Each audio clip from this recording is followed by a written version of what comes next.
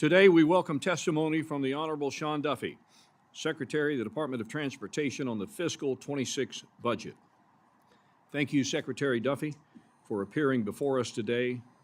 It's always good to see you.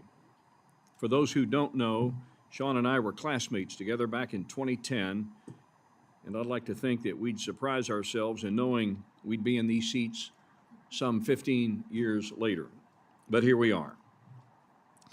The Department of Transportation is requesting $26.7 billion in discretionary budget authority for fiscal 26. This request includes a $1.2 billion increase for air traffic modernization and operations, $596 million to ramp up our port and shipyard infrastructure, a $400 million boost for freight rail safety, and $770 million for multimodal freight expansion. While the skinny budget request demonstrates your commitment to making some critical investments to modernize our transportation systems, there's still much about this request that remains unknown as we await the full fiscal 26 budget. We do not know your total of $1.4 billion in cuts at DOT to afford these programmatic increases at the $26.7 billion top-line level. We're also lacking detail in what the proposed $4.1 billion reduction to the IIJA FY26 advance appropriations. We'd like to get more from you on that today. I'd be remiss not to mention that the skinny budget reveals a top line for the Department of Housing and Urban Development that will be challenging for this subcommittee, to say the least. Given the jurisdiction of the subcommittee, we cannot look at the DOT budget request in a vacuum.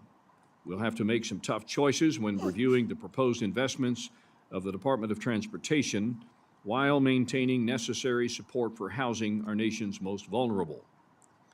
I'd also like to make sure we address a bit of an elephant in the room. The administration has undertaken efforts to seriously overhaul the federal bureaucracy while also taking a hard look at where our taxpayer dollars are being spent. It's a valiant effort that our House majority supports. I want to make something clear. Efforts to restructure the Department of Transportation without congressional approval, to not execute programs appropriated by this committee, or to not give proper congressional notification when awarding or amending grants concerns me. Article 1 of the Constitution is clear. It gives Congress, through this committee, the power of the purse. I know that you, as a former member of this body, understand this. We want to have a partnership with you to ensure we're providing DOT with necessary resources. It's a reciprocal relationship. We provide what you need, you get us what we need. Maintaining open lines of communication between this committee and your staff is essential for us to execute on our shared mission of maintaining our world-class transportation system. Safety will remain a top priority for this subcommittee as we prepare the 26 bill. I know you share this goal, as your second night on the job was the horrific DCA collision.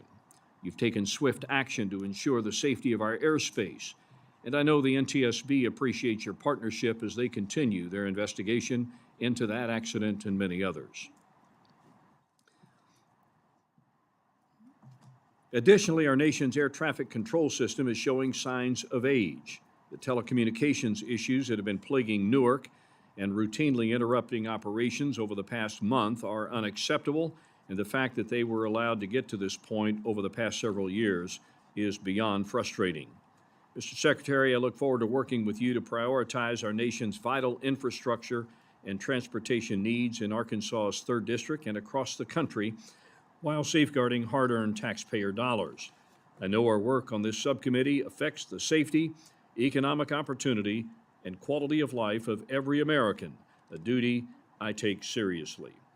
The jurisdiction of this committee is one of the most unique of the Appropriations Committee, as its impacts are seen in every single congressional district around the country. As such, we have a spirit of bipartisanship here that I look forward to continuing as we begin the FY26 process. And it's in that spirit of bipartisanship that I'd now like to recognize my dear friend and the ranking member from South Carolina, Mr. Clyburn, for any opening remarks he'd like to make. Thank you very much, Mr. Chairman. I'm pleased to be here today as we begin to assess the budget request for fiscal year 2026. I too want to welcome Secretary Duffy to his first official hearing before the subcommittee. Welcome.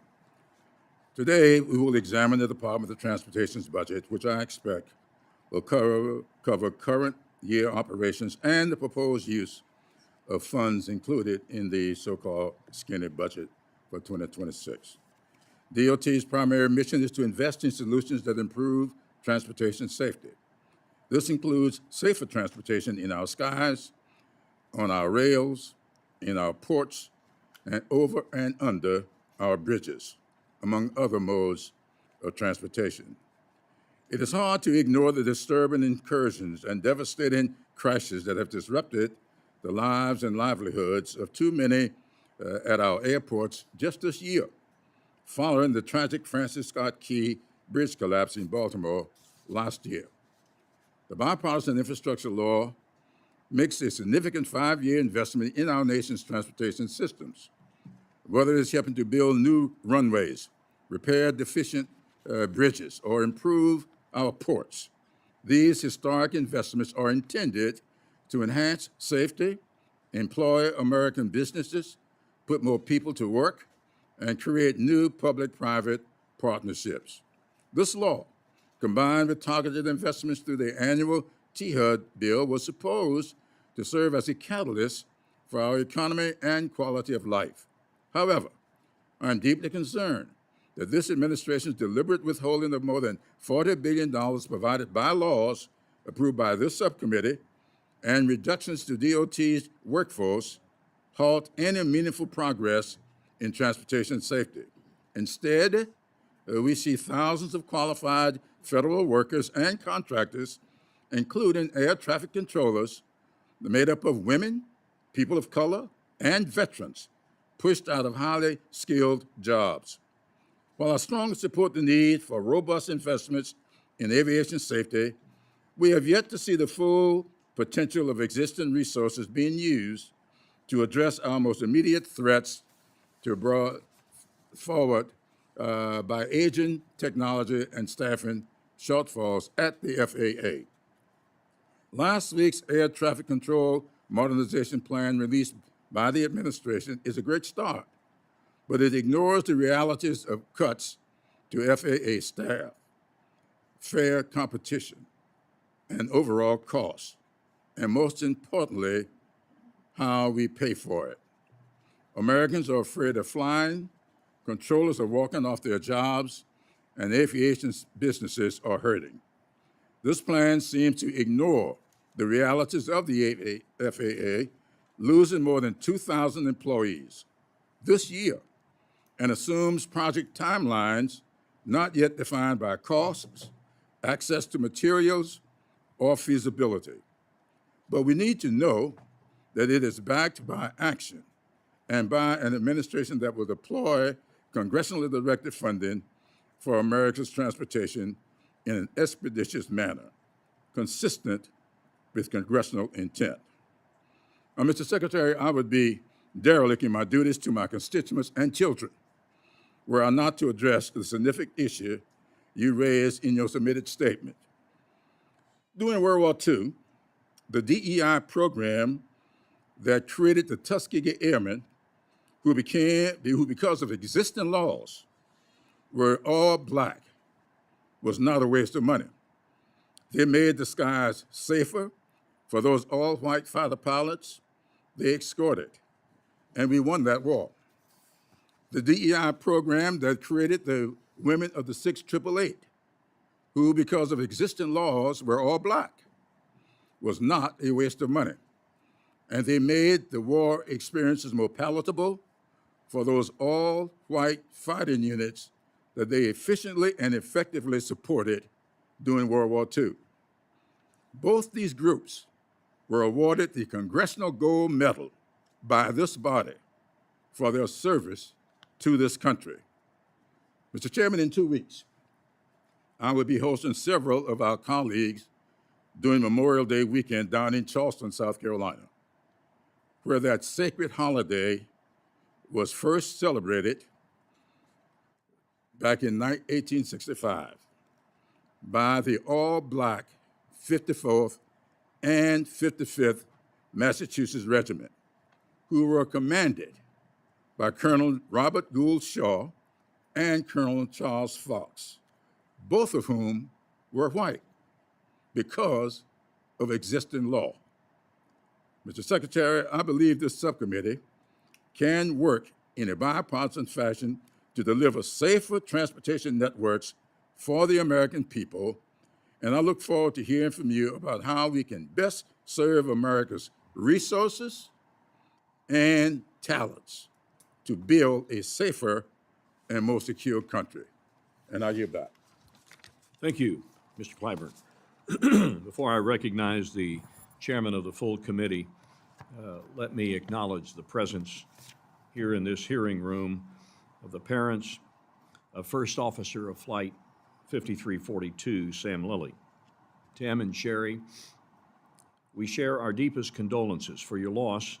I want to thank you for being here. Sam's legacy lives on in your efforts here in advocating for safer skies. Please know this work is not in vain. We hear you, and we will make sure to do right by you and your son in our work to invest in our aviation system. We welcome you to the proceedings here this morning. And now the full committee chairman of the House Appropriations Committee, my good friend from the great state of Oklahoma, Mr. Cole. Thank you very much, Mr. Chairman. Before I begin my formal remarks, I want to associate myself with your remarks about our guests here, and we want to thank you very much. We share your grief and your loss, terrible situation. We appreciate you turning it to such a positive message and advocacy to try and make the sky safer. I know Tim would have been enormously proud of what you're doing right now. So thank you again for being here. It's an honor to have you in this committee room with all the rest of us. And again, before my formal remarks, I got to tell you, Mr. Secretary, and I say that with great pleasure, it is wonderful to have you there. It's wonderful to see the energy you're approaching your job with, the commitment. I'm very proud of you as a former colleague and look forward to working with you in the months and years ahead. Thank you, Chairman Warmack, and thank you, Ranking Member Clyburn. Again, I want to welcome the Secretary. It's very good to have him back, even if it's on the other side of the Chamber's dais. And thank you for appearing before us today. We're focused here today on ensuring that the FAA and our other safety agencies have the resources necessary to prevent future tragedies. It's one of the most significant duties we have, and we do not take it lightly on either side of the aisle. As we advance the fiscal year to 2026 process, effective investments in our nation's transportation systems are a priority. Secretary Duffy's team at DOT has already made great efforts to ensure we are directing taxpayer dollars to infrastructure and safety improvements that are worthwhile, taking a fine-tooth comb to thousands of funding decisions made by the previous administration. This subcommittee will further these efforts as we look at the FY26 bill, making sure we support programs that improve infrastructure while taking a hard look at those programs that are wasteful and duplicative. But make no mistake, the fiscal discipline will not come at the price of safety, and we will continue to ensure safety is an utmost priority in the FY26 THUD bill. In my opinion, there's no greater example of carrying out that mission than at the Mike Monroney Aeronautical Center. In our final FY25 appropriations, we provided funding to train an additional 2,000 air traffic controllers. I want to work with you, Mr. Secretary, to ensure that we sustain this training surge in Oklahoma City. We have the land, the facilities, and the world-class staff at the Monroney Center to ensure that controllers receive in-person, focused, state-of-the-art training. I also believe the center provides terrific value to the taxpayer. We'll continue to support the FAA's modernization efforts and oppose any attempt to decentralize or weaken controller training. I'll also reiterate my steadfast commitment to ensure that the 2026 THUD bill prioritizes investments in tribal and rural areas. Nearly 70% of America's road miles are in rural areas, and about 145,000 miles of roads pass through tribal lands. These communities face notable challenges and have different needs from urban areas. As we begin the appropriations process, I'm resolute in my commitment to working with my colleagues on both sides of the aisle to fund the critical safety missions and transportation infrastructure needs of the country. Thank you, Chairman Warmack, and with that, I yield back. Thank you, Mr. Cole. The ranking member of the full committee will probably participate at some point in time today. We do have other hearings going on. I don't think that she is wishing to give an opening statement, but we'll inject her into the Q&A when she arrives. And with that, Mr. Secretary, welcome once again to the subcommittee. We're going to accept your written testimony for the record, and we'll yield the floor to you. Thank you. Chairman Womack, Ranking Member Clyburn, Chairman Cole, thank you all for inviting me to this subcommittee, as well as all the subcommittee members. I think it's been about 6 years since I've been back to the House. It's a pleasure to see you all. I'm not sure if there was some plan to bring the greatest voices of the House together in Womack and Clyburn, but you guys, great voices. It was made for media, I think. My aim over the course of this hearing is to provide you with a sense of how building big, beautiful infrastructure is a top priority of President Trump's priorities, and how we can all work together in a bipartisan effort to make that a reality. The infrastructure that connects our people, our states, moves our products is a priority of the president. Our department over the course of the last 100 days have saved taxpayers roughly $9.5 billion. Those savings include monies pulled from projects tied to social justice, to climate requirements, also boondoggle projects, as well as bringing efficiencies to the department.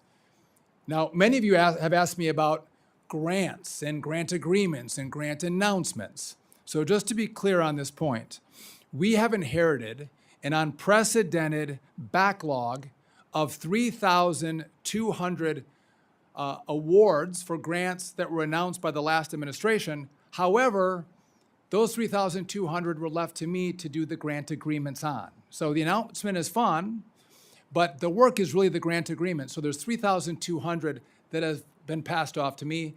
Those are the ones that all of you love to call me on. And by the way, we're working through that backlog. Many of these projects of the 3,200 date back to 2022. The last administration, they were unorganized, they were unfocused, as projects around the country were stalled by inaction and inefficiencies. No one is more frustrated with the inefficiencies of this process than I am.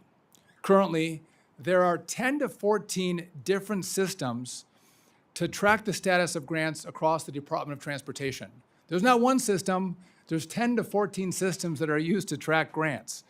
I'm committed to consolidating all of this information into one dashboard so grantees can see how money is being spent.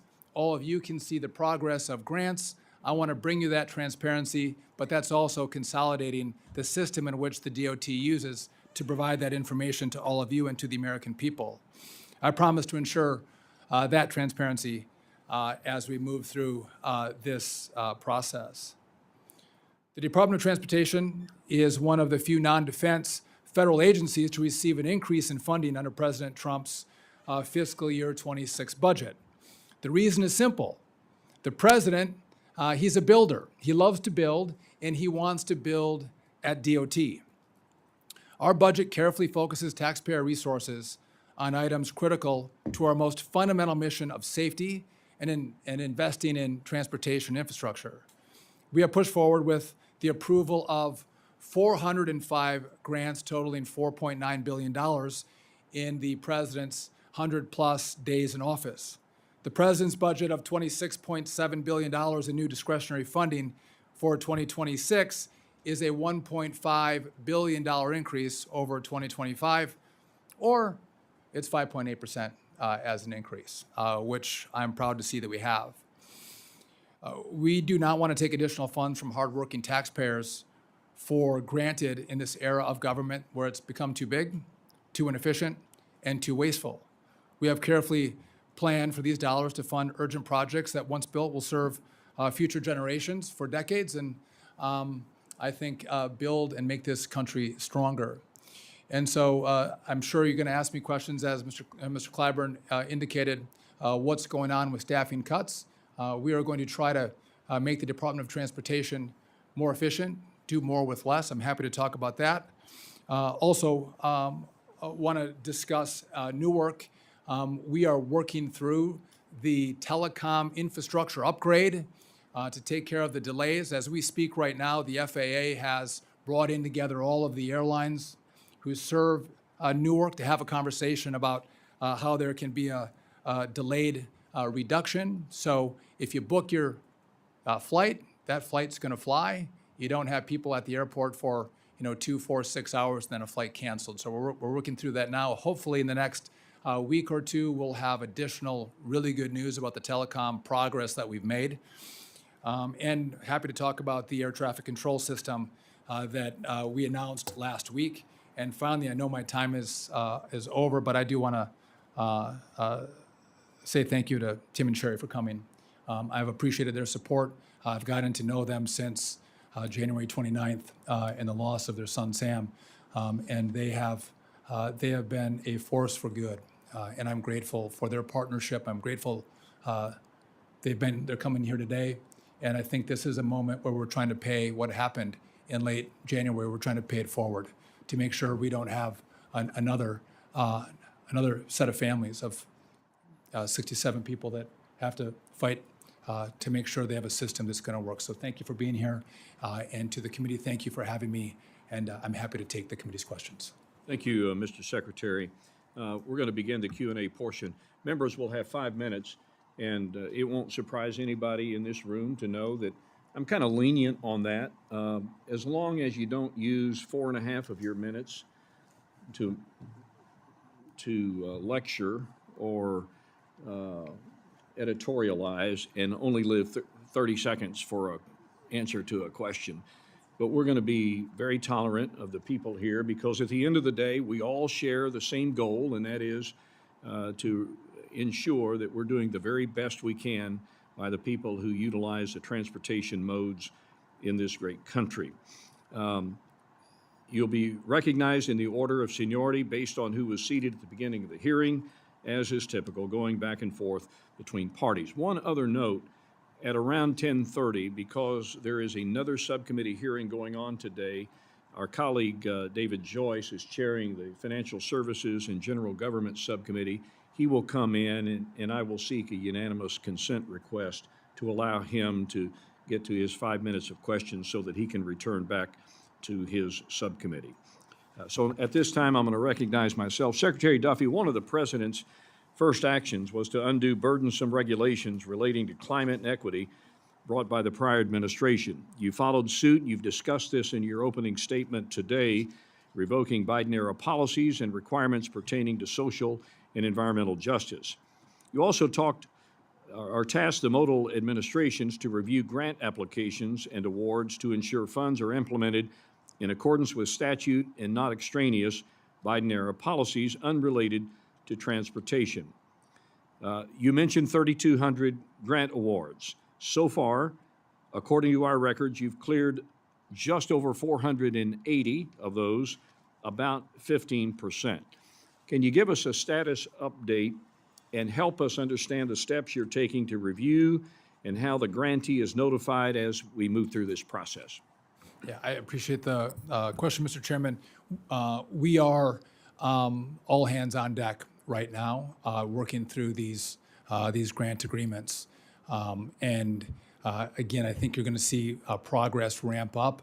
But if we look over the past 4 years, there's a few months where the last administration was able to get more grant agreements out the door than we have. But by and large, we are moving at a near record pace.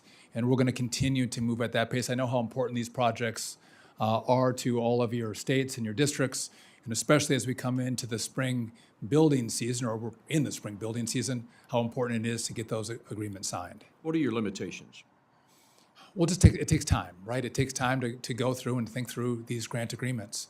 I will say there's a level of bureaucracy, not just at DOT, but I think throughout government. We need to streamline that bureaucracy. Again, we have to do it right, but we're looking for efficiencies. How can we do it faster? We're looking at using AI tools as well as other technological tools that we could deploy that could help us move faster on these grant agreements. We're in that exploration phase right now. I want to talk a bit about staffing for a moment. Longstanding language in our bill that requires notification prior to any program elimination or major reorganization. Over the past few months, we've seen a series of efforts by the administration to reduce the size of the federal workforce. And I think a lot of us up here would agree that the federal bureaucracy has become bloated. But I think we need to be a little bit more precise in downsizing a department with a mission as critical as DOT's. The dismissal of probationary employees has brought a reduction to the workforce of 3,000. When you add 2 rounds of buyouts, DOT will see a 12% reduction in staffing since January of 20. I also understand that OMB requested a reduction in force plan to be submitted by mid-March. So the question is pretty simple. How many departures can you handle without eroding the ability to carry out a safe and effective mission? So first off, you mentioned the reprogramming, and I know there's requirements to report to Congress if there is going to be reprogramming. We are working through some ideas right now on how we can streamline the department. When we've completed those ideas, we will no doubt share them with you for your consideration. Listen, we can do more with less, Mr. Chairman. And if we do more with less, that means that we'll have additional money, I think, through this committee to put back into the infrastructure that so many of us dearly want in our communities. And so the DRP is maybe not it's not a scalpel. People are willing to take an opportunity to retire, to resign. We should take them up on that. And if we have shortfalls, I am mission driven. The president loves this department, loves the work that we do. You all care about the work that we do. If I have to hire people back in, I'll do that to make sure we can do the work. But if I have people who don't want to be there, that want to take the offer, well, let's get some people in who are hungry to do the work. That's what I'm looking for. And so we're gonna make it work. It's not a scalpel, but it's an opportunity for us to reduce the force, get the work done, and save the American people money. I thank the gentleman. Mr. Clyburn.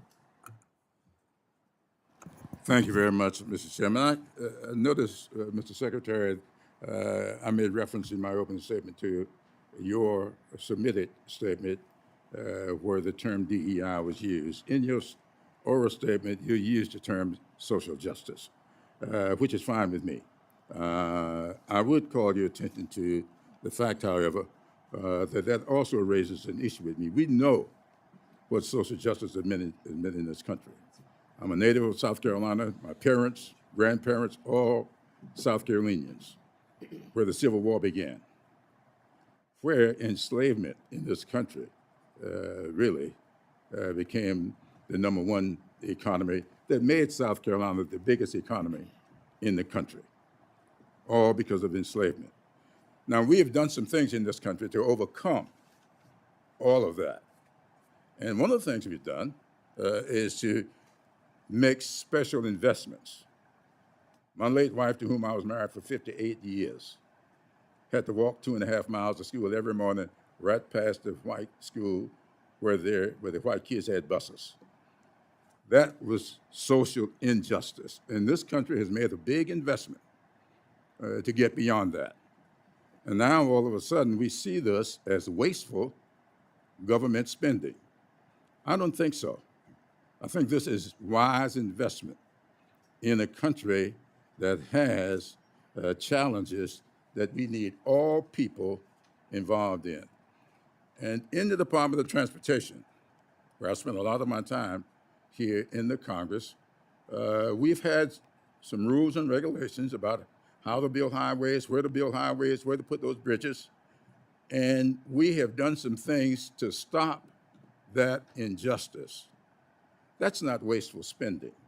And so I would like to know exactly when you make these decisions, what kind of decision making goes into the fact that if I raise the issue that this bridge or this highway is busting up a neighborhood, putting the children on one side of the highway and the schools on the other side of the highway. I'm not telling you what I think, I'm telling you what happened in my neighborhood. These are social injustices that I think we as a government has got a responsibility to make sure that does not happen going forward. So I love builders. I'm a bridge builder myself, not trying to get from one side of the lake to the other, but a bridge builder to the future for my children and grandchildren. And I think social justice is an area that we need to pay attention to. And I would like to know, how do you make decisions about that? So, Mr. Clyburn, Congressman, I'm well aware of your history, and I think America should be proud of your history and all that you've done.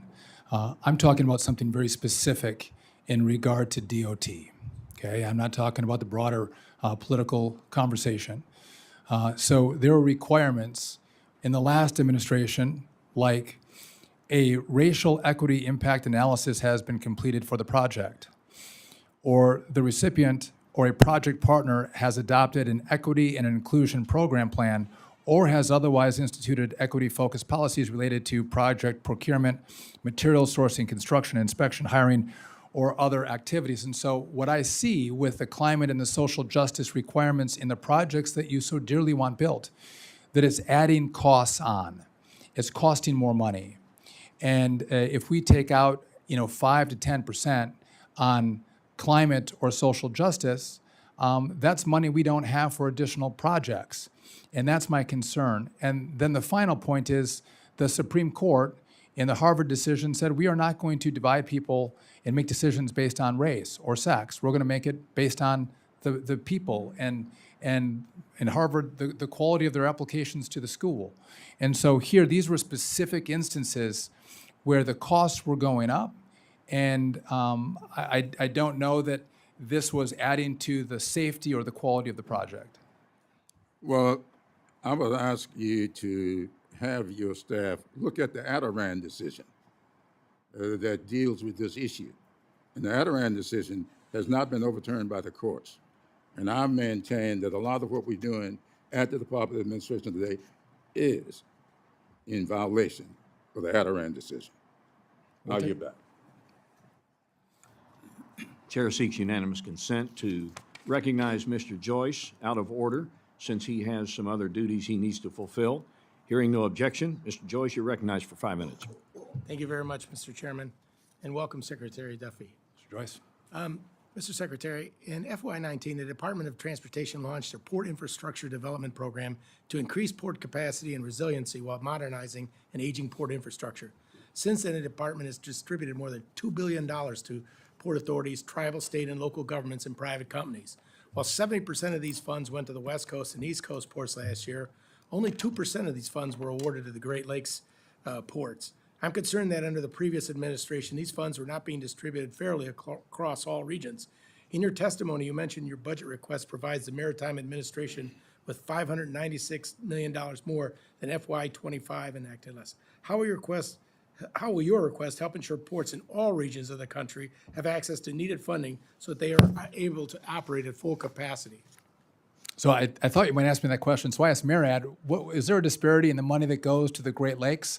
And they're telling me no, but I'm going to investigate that a little bit further. As you know, I'm from northern Wisconsin, and we care about Lake Michigan and Lake Superior, and equal access to resources is important. It's a driving force in the economy in our region. So I understand that. I'll continue to have this discussion with MARAD, and would look forward to getting back to you and getting you the information that I find. Thank you. I've been open about going for all the Great Lakes. I haven't just pushed Lake Erie. But can you describe any plans your department has to ensure and improve that regional distribution of federal assistance under the Port Infrastructure Grant, or is that something that you need to? Well, we're working through our plans right now, and would be happy to partner with you as we review that and look at it. Many aviation stakeholders are still concerned about the challenges the FAA faces in reviewing medical certificate applications, as well as the steps it's proposing to streamline that process. According to stakeholders, two of the main issues causing delays in the FAA medical certification process are, first, the outdated paper-based system used to submit and process medical records, and second, the limited availability of specialist review panels, which only meet every couple of months and can only review a small number of cases at a time. These challenges create long wait times before a physician can even begin reviewing a case, leaving both the pilots and the aviation medical examiners stuck in a stressful and often frustrating holding pattern. Would you, Secretary, do you describe any actions your department's taken or plans to take to streamline this process, reduce costs to taxpayers, and ensure pilots can safely return to the air in a timely manner? So this is an issue that I too have heard a lot about. A lot of pilots have reached out. It is too slow, it's too laborious, complicated. And so I've had conversations with the FAA on how we can improve this process. And I'd be happy to, again, circle back with you and talk about how we're going to navigate making this process more responsive and quicker. And I understand and fully appreciate the fact that you've inherited a lot of problems in a small period of time. And I've seen you work, that you'll be able to work through this process. I'll throw out one last thing, is I had an opportunity under former Chairman Schuster and Secretary Chow to go to Canada to see the system that they have in place up there for the aviation control. And I know that there's some issues with it, but there's better systems that exist than what we have in place. And then been in the towers to watch the people have to transfer paper. I can't believe that in this day and age, this is an American system, but I know under your leadership, we'll get that problem fixed. Thank you, sir. I yield back. Thank you, Mr. Joyce. I'm going to recognize now the full committee chairman, Mr. Cole, and Ms. Torres will be on deck. Mr. Cole. Thank you very much, Mr. Chairman. First, to my friend from Arkansas and certainly the Secretary, I had the privilege many years ago, or a number of years ago, actually chairing this subcommittee. And I had a pretty simple philosophy on anything that was safety related that an administration proposed. And it was that we would match or exceed anything that related directly to safety. I didn't want that issue to ever become a partisan, if you had funded or not funded kind of discussion. And again, we'll wait and see what we have to work with, but we certainly hope we can work with you on that. I don't think there's any partisan division about making sure the railroads are safe, the airways are safe, the roads are safe, and you're probably in a better position to tell us what you need to do that than we are to tell you what needs to happen. So we'll try and fulfill that same commitment to you. Our air traffic control system, as you know, is facing a lot of strain, particularly at our busiest towers.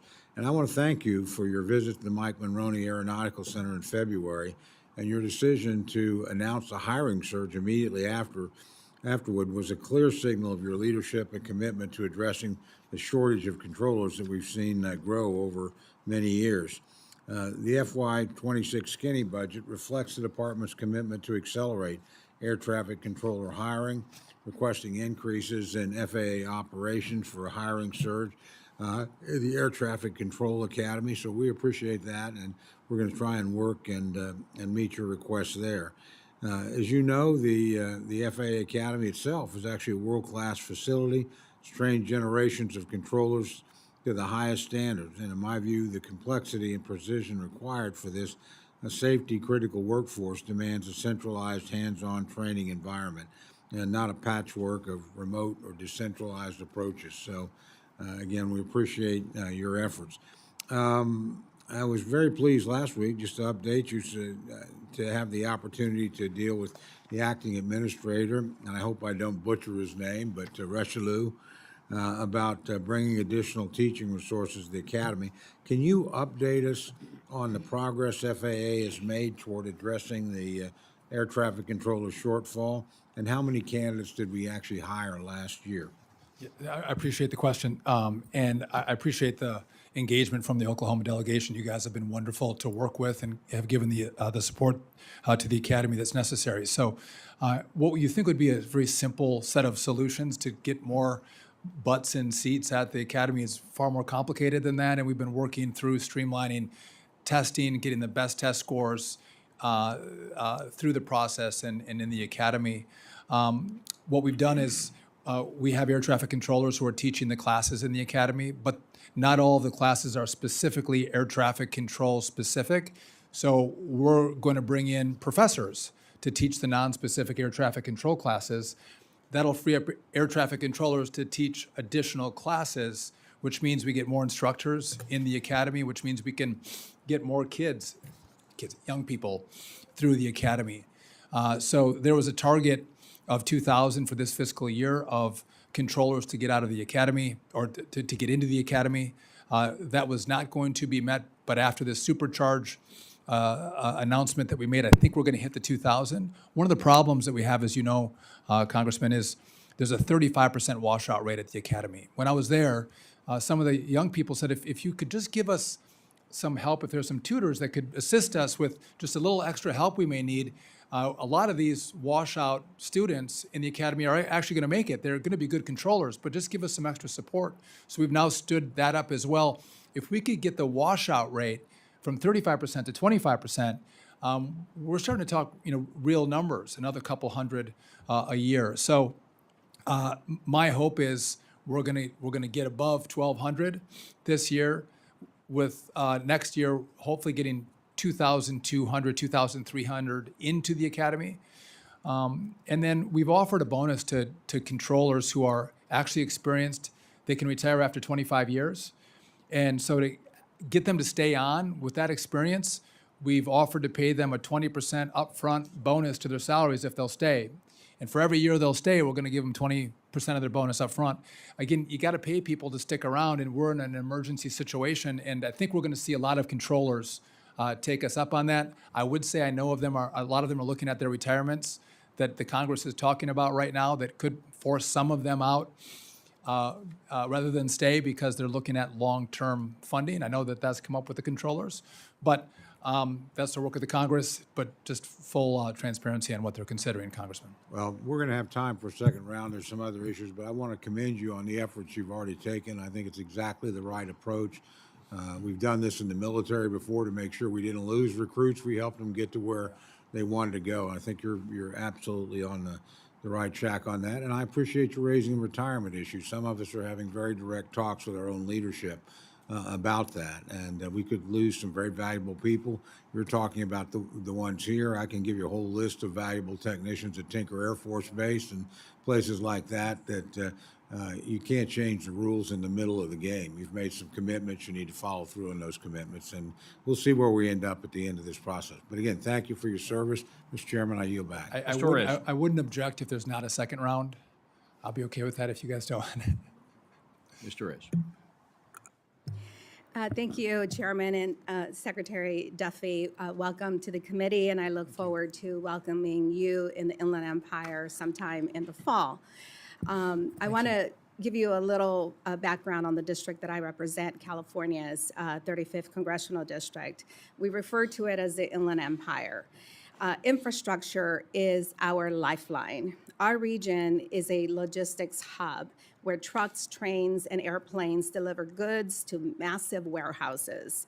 The bipartisan infrastructure law and this committee's appropriations gave my constituents hope, investing in public transit, safety, and more reliable transportation network. But I'm very concerned that the ability of my cities to build these projects is being undermined by the layoffs, the workforce layoffs. The cuts have made it almost impossible to get funds out the door, and only 12% of federal grants are just being distributed. Delays combined with lumber and steel tariffs have threatened vital programs, and it's resulted in one major rail public transportation program to be completely canceled, no longer affordable. I also represent the Ontario Airport, and I'm concerned about the recent actions taken that undermine our air travel safety. Bipartisan efforts in Congress, as you have recognized, increase funding for air traffic controllers. But the administration undermined that by offering deferred resignations to controllers. And at least 400 of them responsible for maintaining air traffic control systems were fired, resulting in delays to much needed upgrades. I agree, and I'm so happy to hear what you just told the chairman of the full committee, and I want to make sure that you are successful in hiring those 2,000 people, in addressing the attrition rates, and addressing the training needs of this workforce. I'd like to ask for unanimous consent to enter into the record an email that I received from United Airlines this week about air traffic safety. This is an email that was sent to me as a passenger on a flight, on a future flight that will be flying through Newark Airport. Without objection, so ordered. Secretary Duffy, planes are falling from the sky, some crashing into each other. Air traffic controller systems are unexpectedly shutting down and resetting themselves. Traffic controllers are too nervous to continue in many cases. Praying for a safe landing isn't enough. I'm glad that you recognize that. The flying public, though, needs to hear more reassurances that you and the department and all of us working together are doing everything in our power to ensure that no more lives will be put at risk and that we can continue to fly safely and be delivered to our destination in a safe manner. I also want to address the planned closure of the pipeline and Hazardous Materials Safety Administration regional office in Ontario. It's a big mouth name for an office that does such critical work. This office plays a critical role in overseeing the safe movement of hazardous materials, like dangerous gases and corrosive materials, directly impacting the safety of my constituents and the entire region. The Alameda Corridor splits my district in two. Hazardous materials travel through the heart of my cities every single day, and this office is supposed to stop problems before they happen. I sent a letter to raise concerns about this closure, and frankly, the May 8th response I received reads like it was written by someone who doesn't give a shit about the consequences of closing this office. It provided zero assurance that this office would be restored and blamed the lease termination on another agency within this administration. We can't be blaming each other. We have to take accountability for what has happened, and we have to reverse course. It is clear that the safety of my constituents and the region at large is being completely ignored by bureaucrats looking to justify savings on a website. Just last year, inspectors from our region identified 15 probable violations, and it only takes one safety violation to result in a catastrophic incident like the one in East Palestine, Ohio. Secretary Duffy, how can DOT justify this closure? And I know that my time is almost running out, but how can we justify this closure, and can I count on you to review the process of this other agency of closing this office? I'll give him a few seconds to respond. Thank you. Thank you. Mr. Chairman, there's a lot of falsehoods that were just lodged. If you'd give me a moment to respond to the 5 minutes of misinformation, I would be happy to do that. So we have not fired, haven't let any one air traffic didn't say controller they go. You fired said that we let anyone. 400 go. No one in air traffic control has been allowed to take a deferred resignation offer. We have preserved all of our safety critical mission positions, including air traffic controllers. Not one has been allowed to retire by any of the programs that we've offered. Not one, not 400, zero.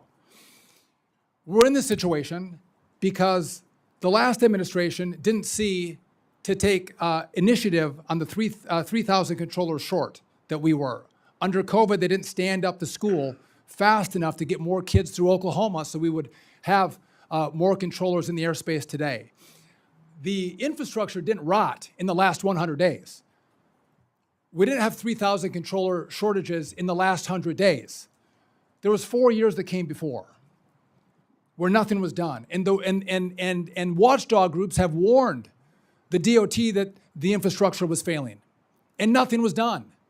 So we're going to do something about it. We're going to try to fix it. By the way, if I could just talk about grants, Mr. Chairman, can I say one grace moment to be 30 seconds?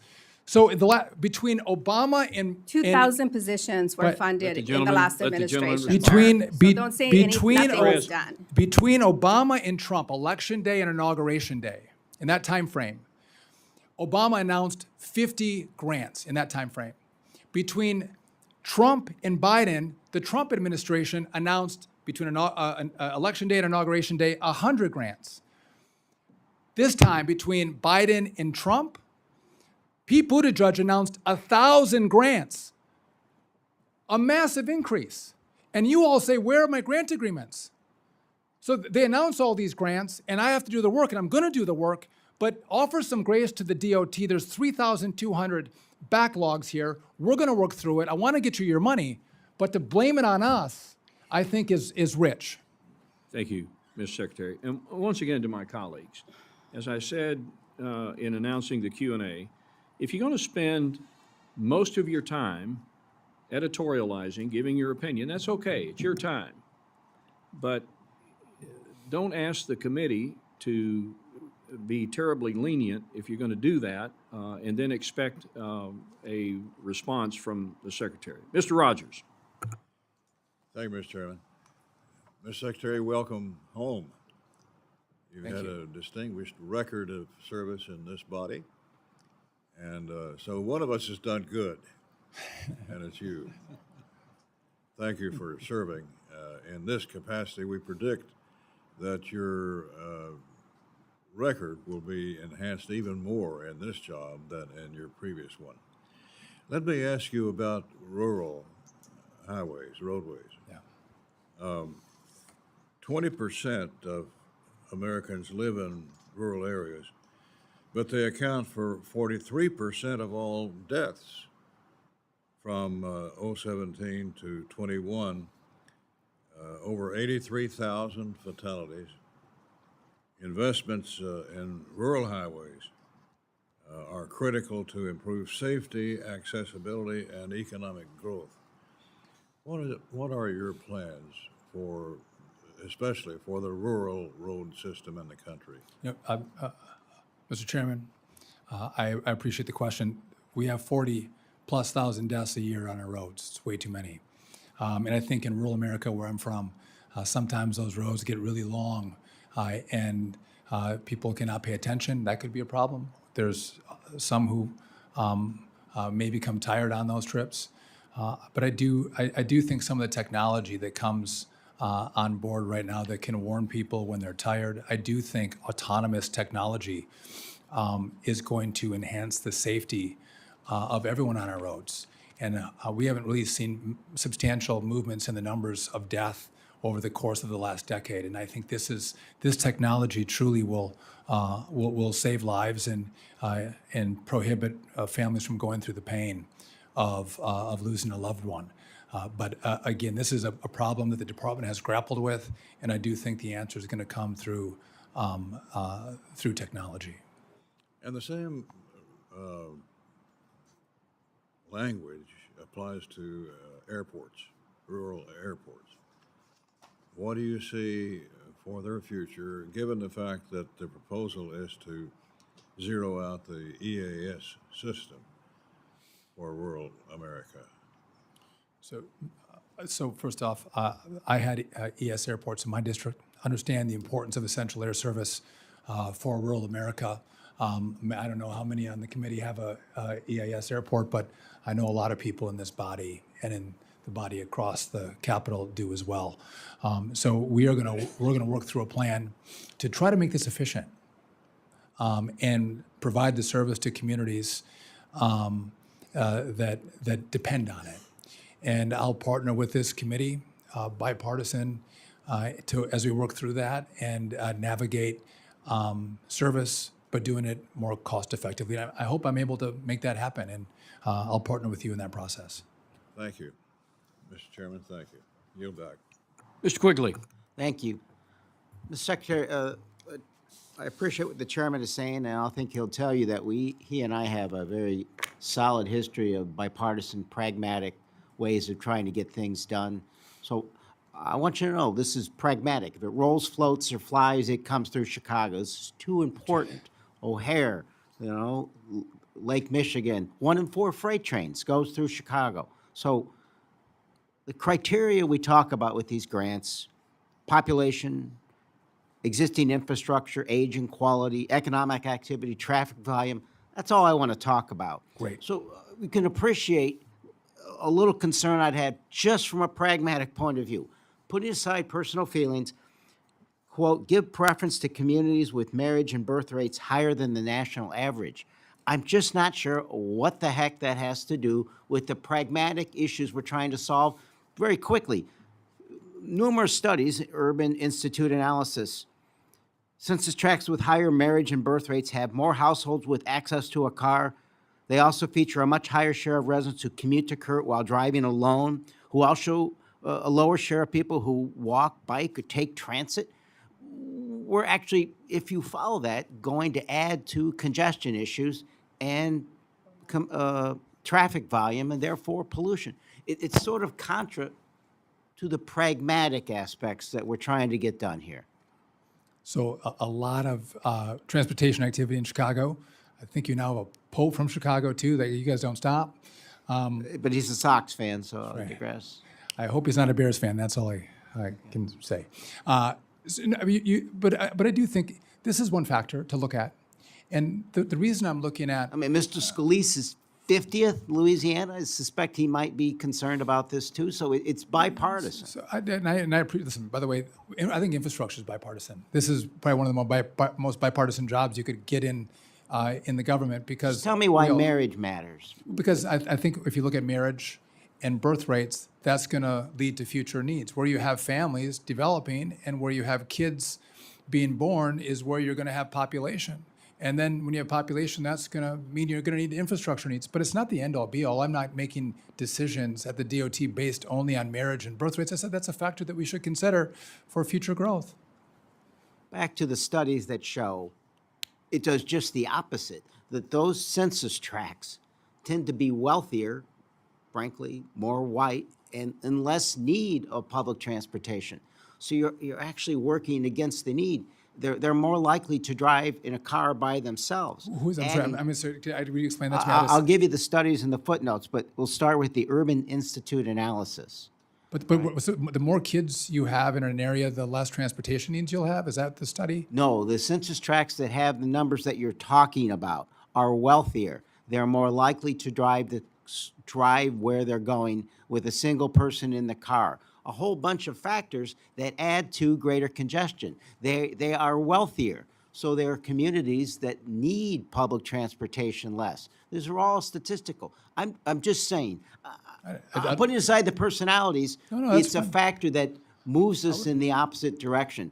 I'd love to. I'll look at the study and I'd love to talk to you about it. But from just what I've seen with the data, it's not white families that are having more kids. It's other families that look like mine that are having a lot of kids. Population and population trends is a criteria that makes sense. It's what we're already used. But you're talking about something that works in the opposite direction, and it doesn't help the situation. Well, again, where we have children, we have families, we have population growth, and we'll need infrastructure. I think that's pretty simple. The notion is that you want to help families with kids. Generally, you want to help families. You want to help families with kids. Well, I think families are great, and I think kids are Yeah. great. But I also think that You want to support families with children. well, no, I want to support infrastructure needs of the future, and where we have families and kids is where we're going to need infrastructure. Where I think we're going to see growth. I think that's fair to say. But what you're going to have with more kids, and you're going to have poorer census tracts, they're going to need more public transportation. This is going to skew us toward highway projects, road projects, and fewer listen, projects for mass think- transit. listen, That's if- just statistically true. If we need more freight to bring in more goods, more diapers into these communities, we can talk about that. If we need to, if we the need, second if we need, round, if we I'm need sure public, we will. Transportation in these areas where we're having more kids, we should talk about that as well. This was not one-off highways. We'll look at the whole department and all the modes and how we can serve the future of I just population want you to growth. appreciate, this is the pragmatic, personal feelings aside. We'll do that in the second round. I appreciate that. Thank you. Thank you. Yeah, we'll take up the diaper dandies in round two, okay? Mr. Quigley? Ms. Bice? Thank you, Mr. Chairman, and thank you, Mr. Secretary, for being with us. And I want to take a moment to reiterate Chairman Womack and Chairman Cole's condolences to the Lilly family. Thank you for being here and working with us to ensure that we continue to have the safest skies in the world. I, as Chairman Cole, also represent portions of the Oklahoma City area, and I'm proud to represent thousands of FAA employees in my district who work at the Mike Monroney Aeronautical Center. I want to thank you for your recent visit in February, and I'm glad you're able to see the critical facility and the great work that's being done there. I want to share with you a quick story because I think it is an example of how broken things have been. After I was elected, I tried to get in to see FAA, Mike Monroney Aeronautical Center, for quite some time, and the former Secretary of Transportation made it very difficult for the staff to allow me in. I finally got in October of 22. And keep in mind, the White House was open in August of 22 for visits again. But it was when I arrived to the facility, I was required to answer COVID protocol questions. Secretary Buttigieg still had these protocols for certain facilities in place, and it was pretty shocking to have to answer those questions. So it's refreshing to have someone come in and focus on the mission and actually what needs to be done to improve the safety of our skies. The FAA workforce in Oklahoma is crucial, and the Academy is a national asset that prepares our air traffic controllers for the rigors of a very difficult job. Mr. Secretary, as you know, the Academy relies on timely medical and security screenings as well as capacity in field training facilities to move candidates through that pipeline in a timely fashion. I have a particular concern with the lengthy delays of the medical screening process and the field training, but I was excited on your recent actions to address the factors as part of the Supercharge initiative. And I'd like you to talk a little bit more about that and how we can move these folks through the pipeline faster. I appreciate the question. Yeah, so, by the way, if you all haven't been to the Academy, it is amazing. You should all go. It's really remarkable how we train up air traffic controllers.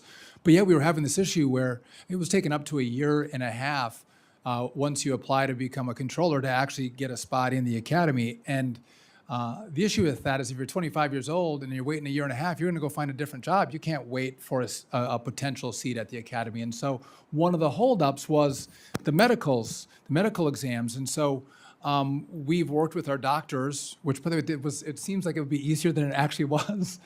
We've incentivized them with additional pay to take our applicants earlier, so we get our appointments scheduled faster. And then it was taking, months to get the reports back. And so we're going to give them a bonus to get those reports back to us in 2 weeks. And sometimes this comes down to money. By the way, we have that in the current, we're moving dollars around at the FAA that you've given us the grace to do, but we're moving dollars around to pay for it with the existing money that the FAA has. But again, that is allowing us to get these students who take the test, get the medical, do the background check, and we're taking those top scores and putting them into the Academy first. So it's moving faster, which is Merit-based, which is incredibly important because that hasn't been the case in the past, correct? yes, right. So if you get a 98 on your test, we're going to put you in before someone who got an 82. Like, I just think that makes sense.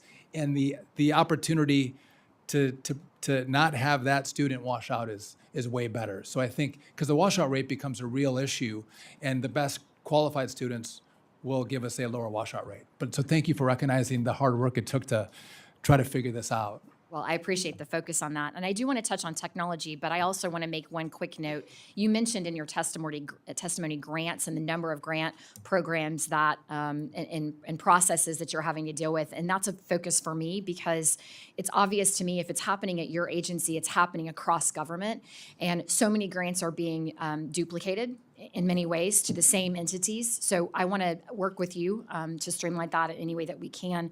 Last, I just want to quickly ask you to touch on the technology upgrades. You had a great visual when you did your press conference showing floppy disks. I'm of the age that I know what a floppy disk is, but my 24-year-old does not. What are we going to do to invest in technology to get our air traffic infrastructure up to really snuff up to the 21st century quickly? Yeah, I appreciate the question. We have a whole problem. And if you look at the infrastructure around air traffic control, I don't think there's anything there to save. If there's some scraps you could offer a junkyard, that's possible. But really, this is 80s. Our radar is from the 70s. We have a couple new ones from early 80s. I mean, that's how old the stuff is. But if I'm really honest with you, I don't think it's been done because it is really hard. We're going to update the telecom, moving from copper to fiber. By the way, that's really fast.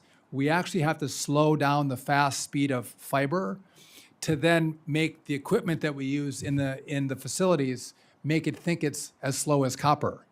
Otherwise, because it can't take the high speed, it's so old. And so as we think about how we're going to do that with fiber, slowing it down, and then at the same time building the infrastructure inside the TRACONs or the towers or the centers, and also keep planes in the air and doing it safely. It's not going to be an easy task. Newark has to be addressed, and has to be addressed first. My preference would be that we start at lower volume airports, and we go through that process and learn as we go how we choreograph the build. But again, if we can put a man on the moon, we can actually build this and build it well and truly have the state of the art, best in the world system. My airport manager back home may not like this, but I'm happy to let you experiment on the Oklahoma City Will Rogers International Airport on that project, because I think it's crucial to ensuring safety across the nation moving forward. So with that, Mr. Chairman, I yield. Nice attempt to get to the front of the line. Anyway, we hear you. Ms. Watson Coleman, welcome. Mr. Chairman, I apologize. I was at the other hearing. Mr. Duffy, good morning to you. I come from New Jersey, so you know I'm going to ask you about the Newark Airport. Yeah. Because it's very frightening what we've been experiencing. And I even know that you diverted your wife from Newark Airport to LaGuardia out of a sense of security. So in general not true. and in specific, that's not true? No. Maybe we're so used to false information coming out and about this administration. It's partially true, but I'll explain that. Okey-dokey. I want to know specifically, what are you proposing to do to eliminate those problems that have impacted safety, security, and landing in Newark? Yeah. What are you proposing as it relates to ensuring that the appropriate staffing exists in addition to the issues with infrastructure? And how do you see the time frame taking place? Thank you for the question. So I did, with all the delays at Newark, my wife had to do an event, and she was in the city of New York, and so I moved her from Newark to LaGuardia, not for safety, but because I needed her flight to fly. She had to get there. Now, someone had clipped some audio of that and made it seem like I was talking about safety. I fly out of Newark all the time. My family does. Yeah, So I accept that. thank you. I appreciate Thank that. you. It was breaking the round, and it was not I know where that came from. But so here's what I'm doing. So first, the Newark, Teterboro, and Morristown used to be controlled by N90, which was in New York, right? That had LaGuardia and JFK controlling all that airspace. It was the N90 TRACON. Last summer, the last administration moved the Newark airspace from N90 down to the Philadelphia TRACON. And I think two issues happened. They didn't test and make sure the lines were hardened, the communication was hardened when they did that.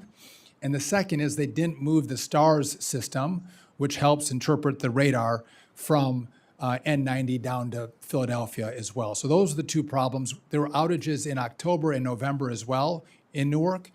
So here's what we've done. We had fiber laid at the airports. You can't just deploy it. We want to test it right now. So at the airports, that's being tested today. We're working with Verizon, who have been great partners with us, to get us all fiber going from the airports down to the Philly TRACON, from Newark to Philly. I don't want to overpromise and underdeliver for you. That was going to be done actually next year, I believe. Then it was going to be done in the fall, then the summer. I hope to have even better news for you. But we're working at lightning speed and pace to get this resolved in Newark. Again, today the FAA is having a conversation about how all the airlines can come together to reduce the flights at Newark. So if you book your flight, you know it's going to fly. And I do think it's important that we slow the flights because we don't want to have more flights than can be controlled in the airspace and then make this less safe. So I want this to be safe and do it at a speed that we can Thank you. So- control. That speaks to infrastructure issues. Yes. Technology issues.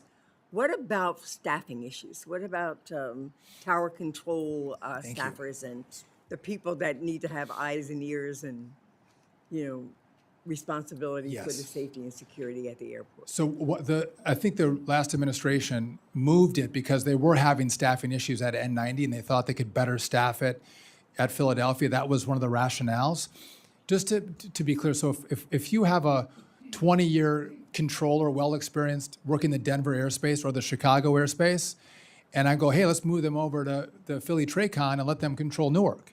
So You can't do I'm that. asking you, what are you going to do about it? Well, so I'm trying to, so just, let me make this point. You can't, it takes a year, even for an experienced controller, to get trained up in the Newark airspace. You just can't move them around because they have experience as controllers. So what I've done is I mentioned this earlier, but I've offered to pay a bonus to air traffic controllers to not retire after 25 years, but to stay on the job. We're going to pay them 20% upfront cash, and every year they stay, we're going to pay them. And we're supercharging, young people coming into the academy. But you can't fix this overnight. I can't fix this in a couple months. This is going to take us, a year, 2 years, 3 years. Thank you. So on one hand, I see that there is there are cuts that are proposed to the FAA budget. On the other hand, I see the IIJA budget is being cut, or the access to that money is being cut. Is one trying to offset the other? When we look at what seems to be a need for an increase, something that Secretary Buttigieg responded to, we're now trying to figure out are we robbing Peter to pay Paul, or are we going to add to Peter and Paul? Oh, I think the budget is we're adding to Peter and Paul. The only IIJA money that was reduced was the NEVI money. That was the $7 billion for chargers. Then you didn't get chargers for the money that was spent. So that was in the budget to be taken away. But no, we're adding to the IIJA by $1.5 billion. And I forgot your question was something specific. But we've added money to it. And yes, and again, we haven't let any controllers go. We've protected safety critical missions in the department, which are air traffic controllers. So we're trying to hire more air traffic. We actually have hired more air traffic controllers. We're not letting them go. We're trying to bring more Thank online. you. That's such an important airport for us, for our economy, for our traveling public. Safety and security is first and foremost. And I thank you, Mr. Chairman, for giving me the additional time and for acknowledging me when I came in. It's even more important because I fly out of there too all the time. So I want to make sure it works. Sheriff, Mr. Rutherford. Thank you, Mr. Chairman, and Chairman Cole and Ranking Member. Thank you all. Mr. Secretary, it's great to see you here this morning, or this afternoon, I guess. But I want to talk a little bit about, I saw where you had a trip to the United States Maritime Academy. Yeah. And that's a particular interest to me. And so I believe we share that interest with President Trump, actually, in revitalizing the U.S. maritime situation. Because it's not only critical to our economy, it's also critical to our national defense. And so I want to talk about the Merchant Marine Academy and how it contributes to both of those missions. And with your recent trip, I saw some comments, I think, that you had about that. I'd love to hear your take on that. And also, I see a real commitment here to MARAD through the 596 plus up billion. So could you talk to us a little bit about your vision and your visit to the Merchant Marine Academy and where you think we ought to be going with that? So if you guys all go to Oklahoma City to tour the academy, but also if you all went to Kings Point, these kids here are some of the most amazing young men and women that I have a lot of kids and met a lot of kids. These are some of the most amazing kids I've met. And this academy is unworthy to have the name America associated with it. It is dilapidated. The kids went 4 months without hot water They had cold showers for 4 months at an American Maritime Academy. They're eating off of paper plates, if they even get a plate, because the dishwasher's broken. I mean, that we would allow that to happen for young people in this country who want to serve their country. And they're smart and they're strong and they're dedicated. And so I've committed to them. I want to fight for them. And I think all of you, if you saw the kind of young people that are there and the kind of heart that they have, you too would want to fight for them. And it's important because, one, if we're going to build ships in America, which I hope we do, we need young mariners to sail those ships. Amen. And these kids are amazing that come out. But also, if we have time of conflict, they're the mariners that support the military, moving goods and actually people as well to support the military. So we need them. And by the way, a lot of them also will then finish the academy and enlist in the armed services too. So if you go, there's mold. There's just it's been forgotten. And my commitment is, and maybe I shouldn't say this publicly, but I will. I want to keep the Merchant Marine Academy at DOT. I think we can serve them very well. I think this committee can serve them well. If we can't serve them, I think we should give them up. We should give them to the Marines. I don't want to do that, but they deserve better than what they're getting. And it's an American priority. Thank you. I'm really glad to hear that. And I also want to acknowledge the $105 million additional for upgrading some of our shipyards, because we absolutely have to improve on that. I'd like to switch gears here and ask you about another issue. In Jacksonville, Florida, which I represent, the Transportation Authority there has become a leader in autonomous vehicle circulators. The U2C program there, the ultimate, it's called the Ultimate Urban Circulator, and autonomous vehicles play a big role in that.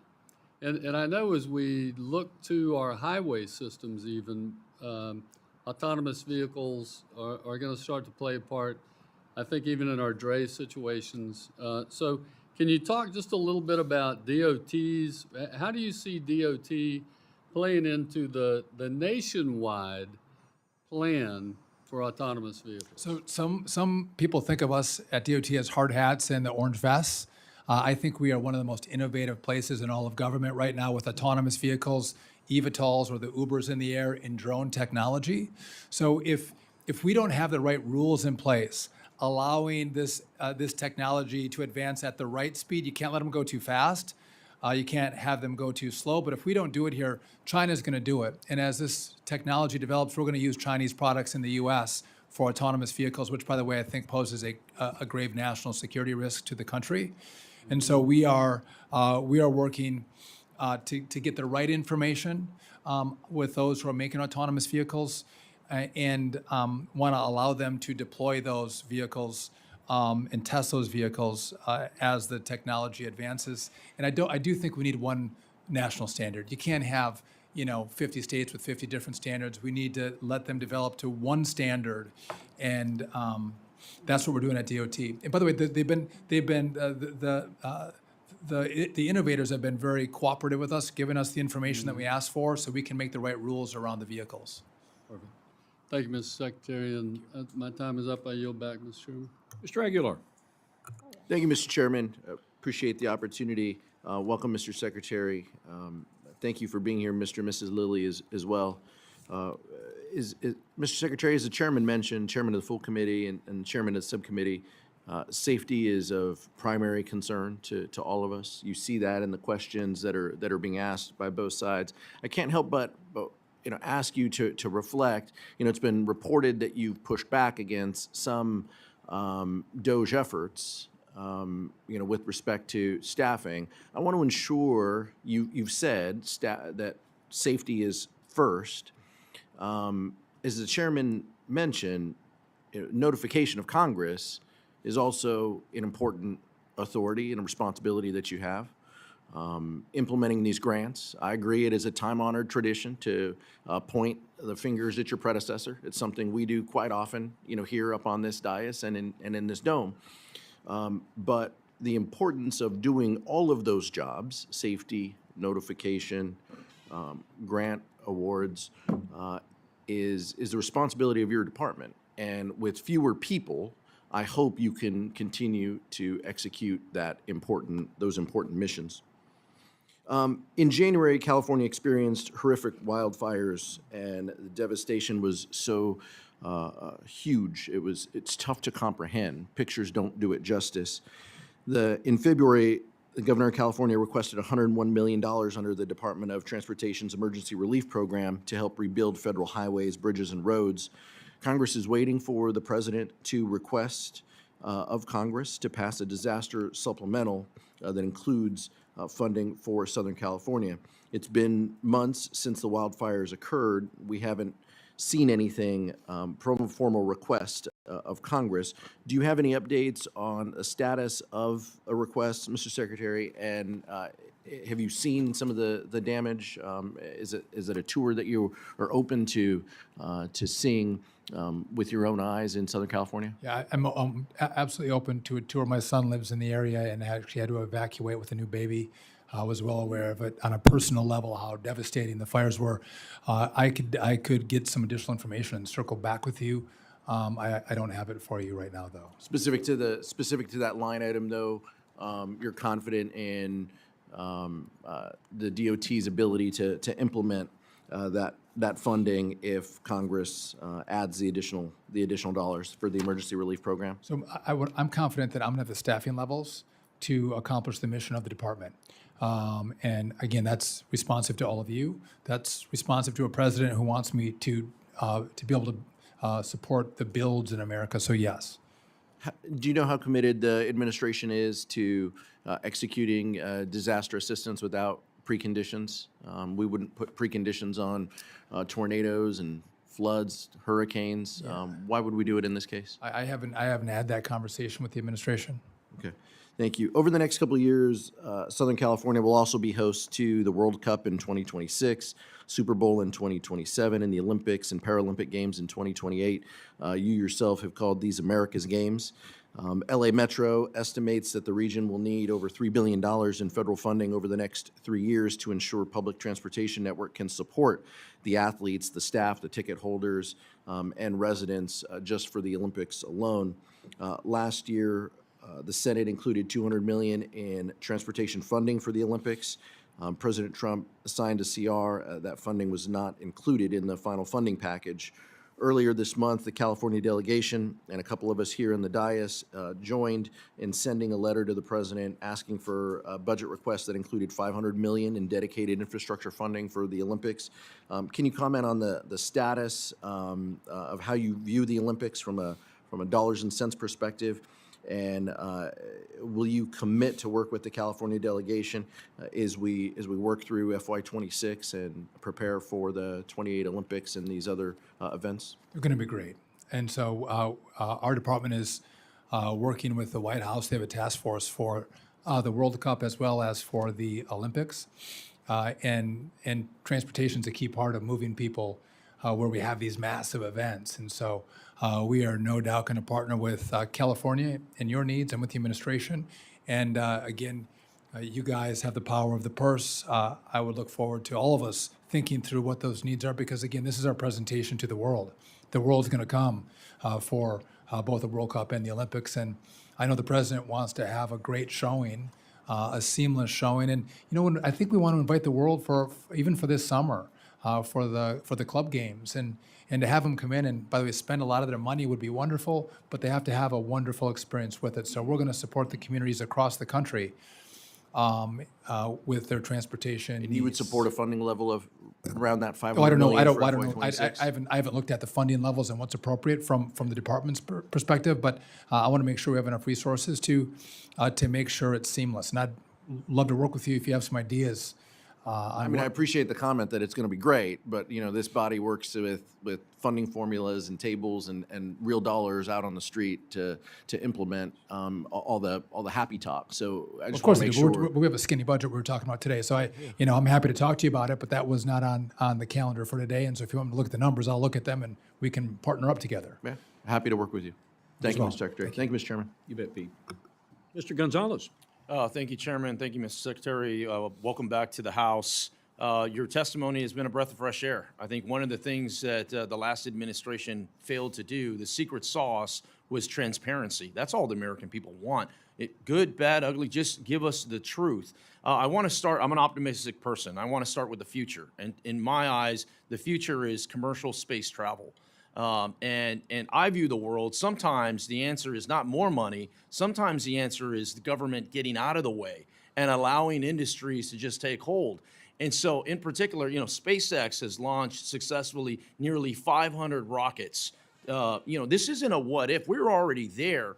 And so my question is, what can DOT do in particular to ensure that the United States of America is the leader and the winner in this commercial space battle, if you will? Yeah, that's a great question. I know the FAA had thought through, this was in the last administration, but to think through how they could streamline the process for permits with space travel.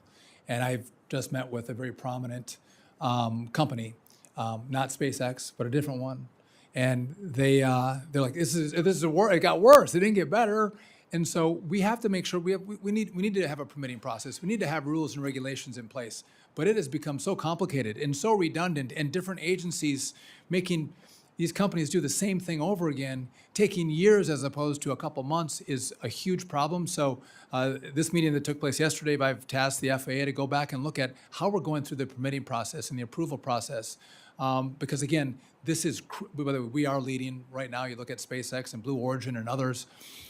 We're leading, but we want to make sure we stay in the lead. And you can't have government getting in the way of needlessly in the way of this advancement. I'd welcome hosting you in Texas. Blue Origin is in my district. We're literally launching rockets from West Texas and South Texas as well. Once again, I think this is an area that's worth talking about. I'm a retired, professional cryptologist. When you have big problems, oftentimes the answer is look towards technology. It's an equalizer. I want to bring it back to kind of home base a little bit, and I want to piggyback off of what Chairman Rogers said earlier about rural infrastructure. One of my counties, Reeves County, produces more natural gas than anywhere else in the country. Okay. And in that area, the infrastructure is just completely worn down. There's a highway from Reeves to Loving County that we call Death Highway.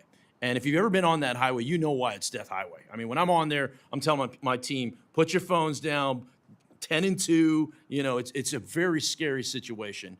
My question is, what does infrastructure near critical resources like oil and gas industries, we've talked about, energy independence, where does that fall in your priority list? So, well, first of all, for the president as well, he cares about oil and gas and making sure we're leading the world. And if we have extra, to be able to export, especially LNG.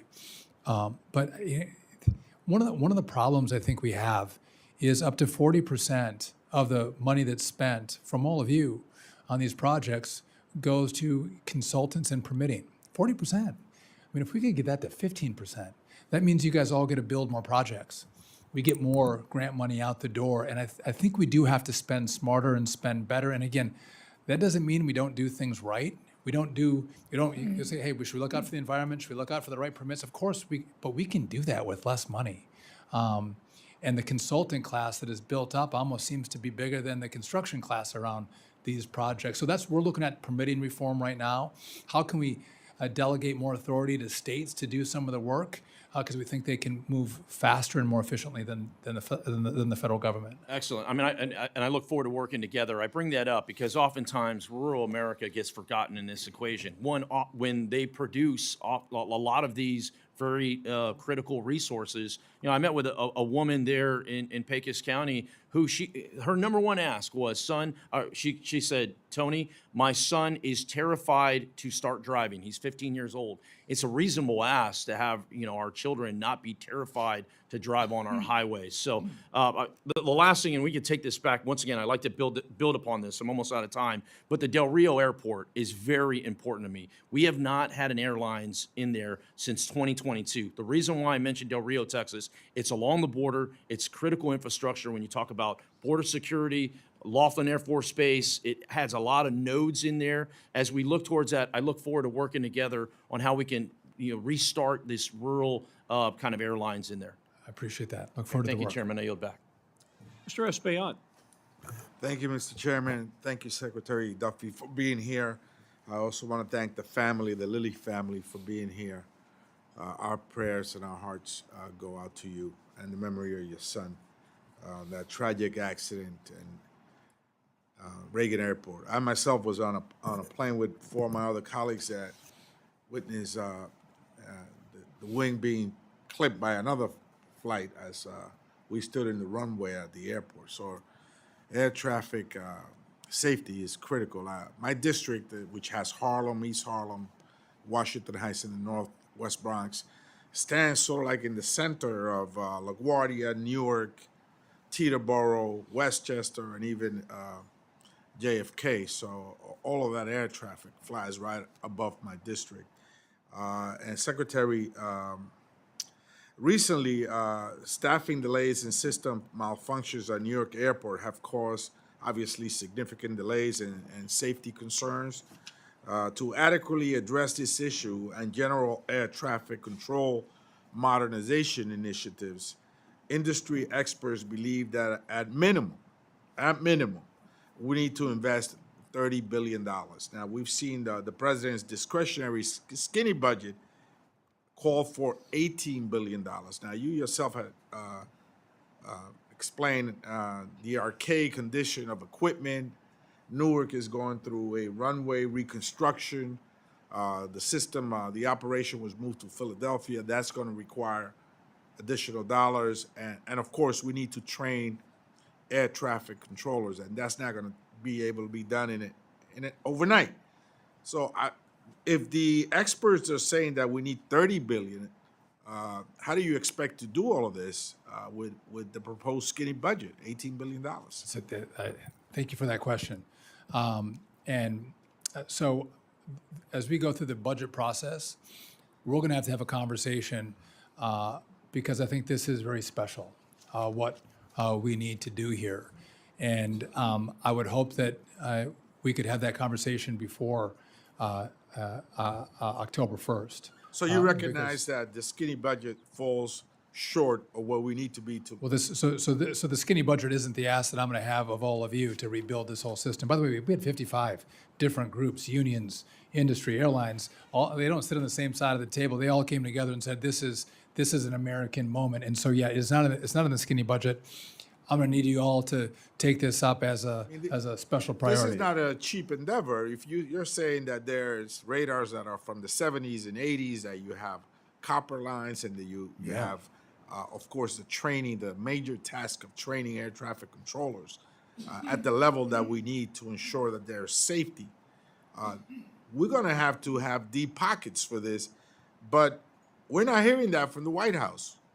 Their fiscal commitment has not been shown to be there. Their skinny budget is at $18 billion, and that compromises, if we were to stay at that level, it would compromise the safety of Americans. And so I would hope and look forward to working with you in making sure that we come up with a real ask that will lead to that kind of improvement. Now, on another end, Congressman, like I say, you guys all spent $1.2 trillion, and this was known problem, and virtually none of it went to go towards this infrastructure. And so the president has talked about this. I talked to him this morning he called me from Saudi Arabia. He cares about this, but yeah, you're right, it's not here. We're gonna have to have another conversation about how we do it. I'm glad you acknowledged that the skinny budget falls short, and I'm glad you brought up it just doesn't the include it. infrastructure bill, because my next question is, localities across the nation are expecting federal transit grants to complete capital projects. Can you confirm for the record that you will honor the department's existing full funding grant agreements? I mean, people across the country are waiting for these agreements to be honored. Yeah, so, there's been a couple of grant agreements that I'm not going to honor, right? There's some with some studies that we're going to do in certain universities that I don't think that they provide good use of the federal taxpayer. But I haven't come across a slew of issues that I wouldn't fund. Again, I might not fully agree with them, but the last administration announced them and you expect them, and by and large, these are all going to get grant agreements. But just so you know, there is this massive backlog. I wish it would have been done before I got there, but I'm going to work with the whole Congress. I mean, in many ways, this is like, you know, I'm a baseball fan, so you can sit on the stands in the legend seats and say that batter should have hit the ball to left field and moved the runner to second base. But when you stand there at the plate, Secretary, you see that the ball is coming at you 100 miles an hour, and it turns the size of an aspirin. You got to hit it. You're at the plate. Oh, I know I'm at the plate. Okay, well, But I thank just, what I just don't want to see is you try to say that in 100 days, these issues came my way. Let's not say that. We're getting through them. I was left 3,200. So recognize that and then go, good for you, you already got almost 10 billion out the door, and you've done almost over 400 of them. Good speed, go faster. But try to blame it like I'm trying to hold things up or freeze things is not accurate. So let's not do that. I look forward to working with you. Thank you. You too. Now batting, Ryan Zinke. Thank you, Mr. Chairman, and Secretary Duffy. It's a pleasure to see you again. You as and well. I want to thank you for stepping up to service once again. We served together in the House. I look forward to serving together here. I guess, you know, you're from Wisconsin, you're from northern Wisconsin, and I'm sure you're attuned to the problems of rural America. Yes. And in the news, we see that, you know, a lot of times urban America gets all the news because we're close to Washington, D.C. But, you know, rural America, I can tell you, our bridges and roads are falling apart.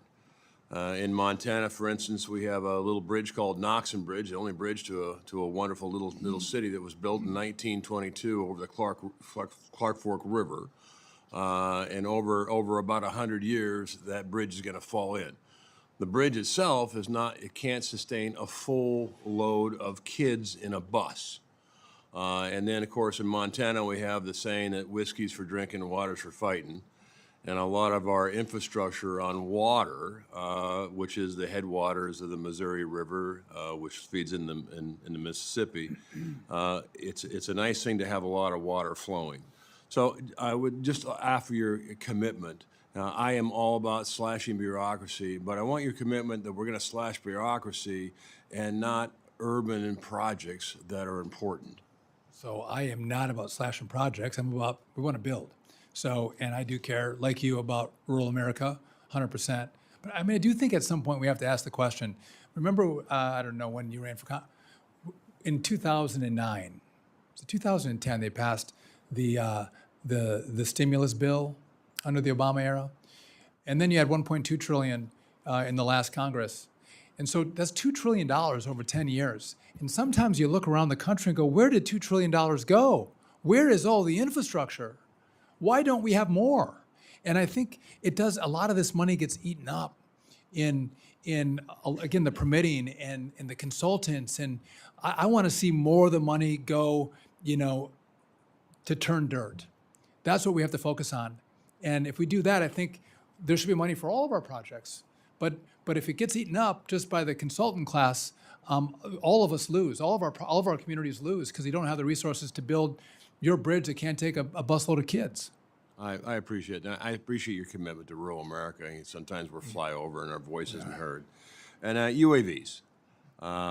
Yeah, I was a Navy SEAL. I've been dealing with UAVs for 2004. And by and large, the FAA has not moved on airspace in 2 decades. Well, the rest of the world is. And as you know, UAVs are incredibly important for efficiency on pipeline surveys, on wildlife surveys, on agriculture and precision, and yet we're still line of sight. I understand I understand that there's complications in safety, but if you don't fly, there's no risk, and that's more or less where the FAA has been for years and years and years. Are you committed to looking at technology and integrating UAVs into the NAS? So I'm excited about this. I would just say stay tuned. Very short order, you're going to see the work that we've been doing. So that's going to happen. But absolutely, this is new technology. We actually have to have rules that allow it to be deployed. And deployed safely. By the way, this gets to be, I mean, again, you see what's going on in Russia and Ukraine. these are tools for commerce, they're tools for industry, but they also can be tools of war. And so thinking through how we do it with the military, what's the military side and what's the commerce side, and navigating that effectively is really important. But again, if we don't allow this technology here, it'll be developed in the rest of the world and then used here. And you don't want drone technology from somewhere else flying in American airspace. So I'm with you on that. And by the way, and beyond visual line of sight, I mean, people are getting coffees now by drone, or there are Amazon packages delivered by drone. We want to have, again, one national standard on how these companies can deploy across the country. And just on the air traffic control upgrade that we're going to do, it's going to bring more efficiency to the airspace, so you can integrate these eVTOLs, and you can integrate drone technology as well. So the airspace is going to get more complicated. You can't navigate it with what we have today, but what we're going to build, we can accommodate what you're talking about. And just outside a comment, if you are going to move the Merchant Marines, I think it's a magnificent experience. It's the highest paid undergraduate degree in this country is Merchant Marines. And by the way, you graduate the academy, you can cross-deck to any other commission source. It's a great academy. But if you are going to move it, I would suggest the United States Navy, not the United States Marine Corps. With that, I yield back. Duly noted. But just a head note, if you have a young person that wants to consider going, they're getting the kids that are graduating are making $150,000 to $180,000 working 6 months a year, or maybe a month on, month off. But it's really good money because they're highly skilled. Good point. I don't want to give them up, by the way. I want to keep them. So, but And if Mr. Chairman, if you could just allow me another second, and also in the Merchant Marine Academy, because they do rotate 4 on, 4 off, 4 weeks on, 4 off. They're in Montana, the kids that do it. Best hunting season, best fishing season, best summer. It's the greatest job ever. I'd like to be a Merchant Marine. it's right after Wisconsin. Preceding paid for by the Visitors Bureau of the great state of Montana. Mr. Siscomani. Thank you, Mr. Chairman, and thank you, Secretary Duffy, for being here. I also want to welcome Mr. Tim and Sherry Lilly for being here, and sorry for your loss. Something we want to address and make sure that none of that happens ever again. Mr. Secretary, I remember the first conversation we had. This was back when I was considering this job, and you called and you said, from a father of 6 when I took this job to another father of 6, you can do it. And you even said that you had more kids when you were on the job. I didn't follow that example. I stayed at 6, but it was great knowing you then and meeting you and understanding your passion for families and for our country and what drives you, I think drives many of us in this committee as well. So I want to thank you for that. And I want to start by addressing an issue that is a top priority for everyone here in the subcommittee, obviously, which is aviation safety. And we've been talking about that quite a bit. I really appreciate the prioritization you give this issue in your budget request, and want to highlight a tragic incident that happened in my district. You may be aware of it. On February 19th of this year, 2 small aircraft crashed mid-air, resulting in the death of 2 individuals in Marana, Arizona. It is critical that the federal government works to ensure that something like this never occurs again. I know that's your focus and passion. So can you talk a little bit about, provide an update on how your budget proposal will ensure incidents like this do not occur again, especially in smaller rural airports that are regional and with less resources? That was tragic. This was in an uncontrolled airspace. So controllers don't control every aspect of the airspace. A lot of the small airports, like in Hayward, Wisconsin, where I'm from, oftentimes it's done by pilots and visually and staying away from each other. And so, and by the way, I don't think general aviation would like air traffic controllers to control every aspect of the airspace. They do like the freedom of movement, but it then creates risks like we saw in your community where 2 planes collided midair. But that's a conversation of what should that role be? Should it be expanded? I'm happy to have that. And I don't know what the resources part of it of how and in the budget how it addresses some of this. The resources are this is all inclusive, and again, it's the infrastructure and it's the manpower of air traffic controllers. Yeah. And this is what we've been talking about, and we want to work with all of you to pressure test the numbers that we're thinking about. It's important, but it's also what we're seeing. I mean, as Mr. Quigley noted, in Chicago, we had a near miss with the Southwest airplane. And it was, I would think it would be the next, the FlexJet wasn't paying attention to the air traffic controller. But I do think we need our pilots to pay attention. this can be very dangerous, and a lot of the pilots who fly commercially take people's lives in their hands, and it is a serious business, and we want to make sure that all of them are taking it that way. Another thing that we need in part of rural America, we got to think through how we're building out the infrastructure of towers and TRACONs. If I think on average we build one a year, it's going to take us 400 years to replace all of the towers and TRACONs in this country. We want to up that. We'd like to do 4 or 5 a year. I mean, up the speed to update the old infrastructure. And a lot of you have those facilities around your districts that need work. And so if we could start the process every year, getting 4 or 5 of them done, I think would be well on the way. Thank you. On the same line of resources, another incident that happened in Arizona, the New Mexico border as well, is the train carrying cars of hazardous materials fell off the tracks. This was back in last April of last year. It caught fire, and several Arizona and New Mexico residents, as well as Navajo Nation tribal members, had to be evacuated from their homes. Not only was this impactful and negatively to the economy, but also to just posing major health concerns and issues here. So also on the budget and resources side, in terms of freight and rail, can you speak a little bit on that aspect as well? Yeah, so again, I'm not familiar exactly with the one incident that you're referencing, but I think all of us heard of East Palestine. And again, I do think as we think through FRA and PHMSA and looking at how products that can be dangerous are moving across the rail, how we navigate the rail, what safety policies and procedures we have in place. You're seeing some very exciting advancement in technology around rail. That again, what we might miss by the human eye, the technology is picking up, and we're actually able to deploy resources and deploy fixes before a derailment could happen. And I think that's critical. Using the manpower along with the technology is going to, I think, bring us more safety. Thank you so much. I do want to just also thank you for the I-10 completion and process that we want to be sure that we complete here on the widening and the grants. That's a very important highway for not only Arizona, but the entire nation. And look forward to hosting you in Arizona soon. Maybe it's not as cool in the summer as Montana, but any other time of the year would be great to visit you. It's pretty awesome in January. Yes, it is. We'll see you then. Thanks. Mr. Strong.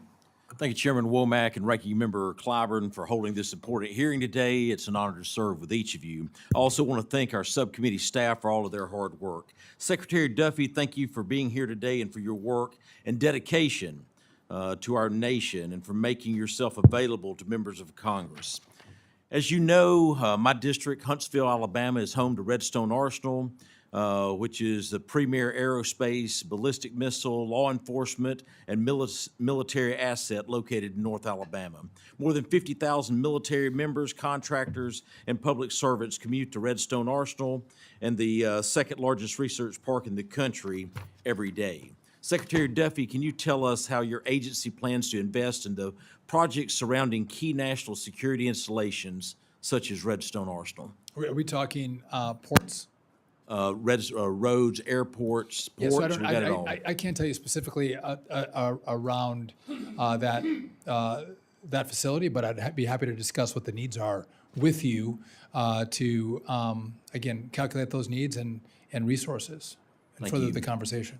Alabama's 5th Congressional District is also home to Huntsville International Airport, which I'm proud to say was just named the #1 best small airport for the second year in a row. It serves 1.47 million passengers annually and has the second longest runway in the southeast United States, and is the only FAA licensed commercial space reentry site in the United States. Small hub airports such as Huntsville International Airport are a vital link in the national air transportation system, and their success is crucial for connectivity and regional economic development. Secretary Duffy, can you share with us how your agency is working with small hub airports to better understand their specific regulatory and operational challenges? Yeah, listen, I think we look across the country at what facilities we have in place and what needs each of those facilities have based on the number of people, the number of flights they serve. And so specifically in Huntsville, we'd be happy to discuss that further with you. But again, we have to go through a priority list of of what are the oldest infrastructure that we have in regard to airports, and how do we effectively use the money that you give us to do the appropriate upgrades and think long-term what project comes at what time. So if you have special needs in your community, I would be happy to discuss those with you. Thank you. Do you have the resources needed to help ensure that small hub airports can effectively access and utilize federal funding? Well, I think we can always use more money. I don't know that you guys all want to give, but you know what? We are going to do more with less. And again, I have to, just if I'm honest with you, I'm sure the FAA has done this. I have been in the 106 days or 5 days that I've been here, we have been focused on a couple of big issues with regard to what's wrong with the national airspace, how do we control it, what's happening with controllers. We dealt with multiple incidents from what happened at DCA to what happened in Alaska and Toronto, the mid-air collision that Mr. Siscomani mentioned. I think it was the Motley Crew plane also crashed in Arizona. So there's been a lot of aviation. I'll go back and talk to the FAA about specific needs across the country. Thank you. As you know, timing and predictability are critical to efficient airport capital planning. Could you talk a little bit about the department, what the department is doing to provide consistency and transparency in the timing of funding awards, especially for small to mid-sized airports? Yeah, I know that we just got a big tranche of grants out from the FAA, again, across the country for airport improvements. But again, as I mentioned throughout the hearing, the backlog is substantial that was passed off to me. A lot of announcements, a lot of celebration with the announcements, but that's the easy part. The work is actually getting the grant agreements done, and we're going through that now, and we're going to get there. We're working at it, and we're going to get more announcements as each month goes by. But it's taking time just because of the volume that was left for me. Thank you. In addition to commercial aviation, my district is also home to the Port of Huntsville. This is a multimodal hub that integrates air cargo, rail, and industrial development around the Jetplex Industrial Park. The Jetplex Industrial Park supports hundreds of aerospace, automotive, and advanced manufacturing industries. Over 400 companies rely on this port to provide timely and efficient service to their operations and supply chain. How is your department prioritizing and investing in projects that will strengthen and safeguard key domestic supply chain and logistic hubs? Yeah, this body, I believe, gave us the FLOW initiative, so we're able to get companies to coordinate shippers with the industry to coordinate what kind of needs are going to be in the system, and it's multimodal. And again, those tools actually have been working very well that the Congress gave us, and we're trying to expand that. But industry loves it, and again, planning for the needs that we have throughout the country and the capacity excess and shortfalls is, I think, critical. And the tool that, again, this body has given the department, I think, has been working very, very well. And again, we want to grow it. Thank you. Chairman Womack, I yield back. Thank you, Dale. That completes our first round of questions. And I did say earlier in the hearing that we'd have a second round if somebody wanted to. I'm going to waive any opportunity that I might take to ask another question, but if there is anybody on the dais that does have a desire to ask another question or get a quick response, I'd be willing to recognize them. I'd yield first to Mr. Clyburn, the ranking. I'm gonna follow your lead, Mr. Chairman. Okay. All right. The full committee chairman, Mr. Cole. One quick point we didn't have a chance to cover, but I would just ask you, as you put things together, you take a strong look at. We made a lot of progress here in FY24 on tribal roads, and we actually went back, and there've been no hearings on tribal roads or tribal housing for 20 years. And we'd seen how tribal roads and tribal housing had fallen behind in that period. I've spent a lot of time on Native American reservations. I know in Wisconsin you know a lot about Native Americans, but the federal obligation here, and it's a relatively small part of your budget, it's around 1%, so we're not talking about something massive, but some money here makes a difference. And this committee and frankly administrations on bipartisan basis have overlooked this area for a generation. And believe me, it is really bad in some of these places. You're thinking you're not in a third world country, you're in the wilderness. So I would just ask you, I know you got to make some tough funding decisions, and we're going to try and be supportive of those, and we're going to try and help you in other ways. But please take a special look at that. Don't let it get lost over there, because that's what tends to happen. It's sort of out of sight, out of mind. And I've watched generations of politicians on both sides of the aisle and administrations do that. This committee made a big step forward in '24 and would have again in '25 had the bill happened.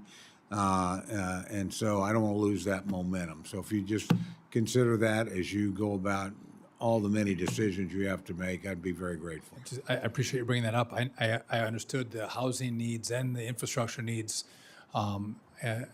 across the tribal lands in the country. Senator Ben Ray Lujan mentioned it as well, and I think we should work together on thinking how we can spend money well and where the most needs are. Because you're right, it's not third world.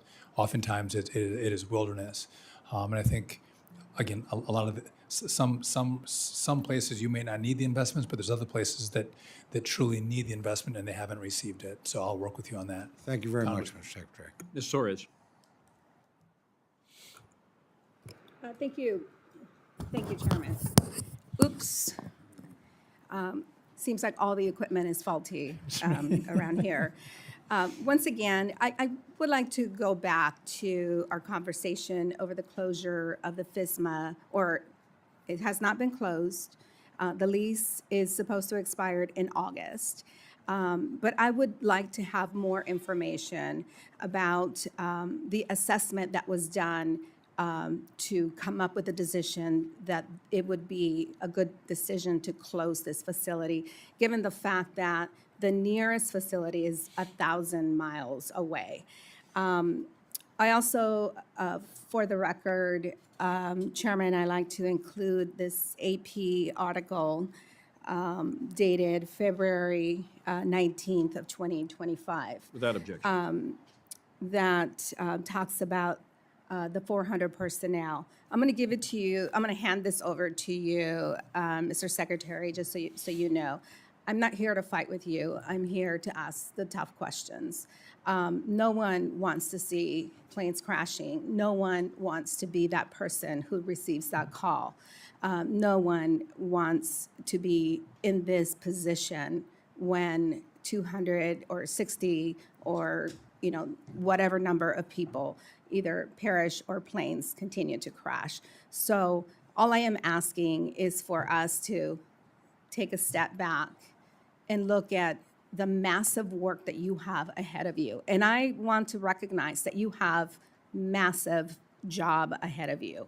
But given the fact that DOJ has come in and made decisions probably without even communicating those decisions with you, I want to believe that we are in all of this, all of us are in this together, and it's going to take all of us to push back to ensure that positions, whether they're air traffic controllers or the people fixing the equipment behind the scenes, just because we don't see them or hear from them doesn't mean that they're not critical positions. So with that, I'm going to yield back, and I look forward to continuing this conversation with you. On your facility, I will get briefed on that and coordinate with you and get back to you. So I don't have a good answer for you right now. No, I understand. And in regard to the 400, again, I think maybe I misunderstood. I thought you were saying they were air traffic controllers, and they're not. I don't know what the reference was. No. And if I could just make one, there are 46,000 employees at the FAA. It's a huge agency. A lot of them do good work, but if I can do things more efficiently in some spaces, I want to do that. But there are critical safety missions that we have, and I'm going to make sure those folks not only stay, but we build upon that. And to your point, this is not partisan. Air traffic control, what we have to do, it's an American problem. Everyone I've talked to on both sides of the aisle are like, well, how do we work together? And I think that's the mentality we're going to have to embrace each other and serve everyone who flies, our families, our neighbors, our communities, and I look forward to working with all of you on how we do that together, because this is not a partisan, it's an American moment. We want you to succeed. Thank you. Thank you. I yield back. Great, great hearing this morning. Thank you, Mr. Secretary, for being here. We look forward to your continued leadership and a partnership as we continue to achieve the shared goals that we all have, and that is for the to be the gold standard of a transportation network throughout. And your leadership will be vital to that end. The lady to my left who keeps the clock and takes all the required notes and keeps me pointed in the right direction is Avery Pearson. She is typical of the professional staff members that you saw behind us here today, scattered throughout this room, and I am eternally grateful for them. They, as you know, Mr. Duffy, they are the unsung heroes of the Congress because they do such remarkable work and with no expectation of anything in return except, a regular paycheck. So thank you, Avery, and to all of those who are behind me that do this great work. Tim, Sherry, we are grateful you are here. You've honored us with your presence, and your loss is unimaginable. And we in the American public grieve with you. And again, we recommit ourselves to making sure that what happened never happens again. And your participation in this hearing this morning says a lot about you and your family and about your son. So thank you from the bottom of our hearts for being here today. Mr. Clyburn, any closing remarks? Thank you very much, Mr. Chairman. I too wish to thank the Lilly family for being here today. On that particular day, I think it was 67 people in both aircraft lost their lives. One of whom, and I've heard from several of those families, one of whom was a young lady who was landing in Washington to accept a job, a new job. She's a law professor at Howard University. Her story I think about a lot. Mr. Secretary, thank you so much for being here. As you know, I represent the entire peninsula of Charleston. When I came to Congress, the primary economy in South Carolina was driven by two T's, textiles and tobacco. Today, it is still driven by two T's, but now it's tourism and transportation. And I would hope that as we work together toward the future, that we would take into stock that the Department of Transportation is very important to this country, very important to us in South Carolina, but it does not operate in a silo. It operates, hopefully in conjunction with our trade representatives, with our Department of Commerce, because we are suffering in South Carolina. Just recently, Volvo just announced a layoff at that facility. It's the only Volvo facility in this country, but they're laying off because they can't get their parts they need from other countries because of tariffs. BMW, Mercedes-Benz make all of their popular HBCUs, whatever we call it, in North Charleston, South Carolina, in my district. So this is very, very important for us to make sure the Department of Transportation is functioning in a way that would benefit the future of our great country and do so in such a way that we utilize all of our resources and our talents to make this country greater. Thank you, and I yield back. Mr. Ranking Member, I would welcome your invitation to come to Charleston. We could even invite former Chairman Trey Gowdy to join us as well. I look forward to it. Well, Trey's a good buddy. We don't agree on much politically. In fact, I guess I'm as close to the governor of South Carolina as one could possibly be. And we don't agree on anything politically, but we are good friends because we believe in the future of South Carolina and all South Carolinians. You bet. And on that note, staff members are reminded that questions for the record should be submitted to subcommittee staff within 7 days. Thanks again to everybody for your participation in this hearing. This subcommittee stands adjourned.